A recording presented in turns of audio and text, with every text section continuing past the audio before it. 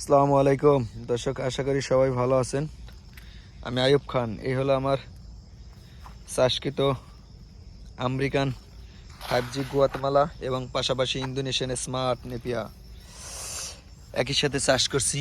এই যে জার্মিনেশন আসতেছে এবং স্মার্ট নেপিয়া 4 ফুট 5 ফুট 4.5 ফুট উচ্চতা হয়ে গেছে।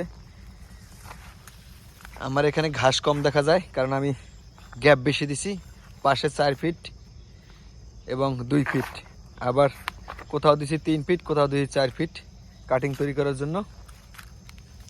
এই হলো বাগান।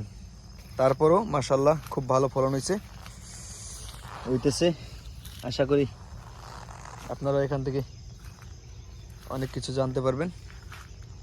দেখেন, যখন চাষ করছি তখন এখানে প্রচুর জঙ্গল ছিল এবং রোদের তাপ এখানে খুব কম আসে, তারপরও মাশাআল্লাহ খুব ভালো ফলন হয়েছে।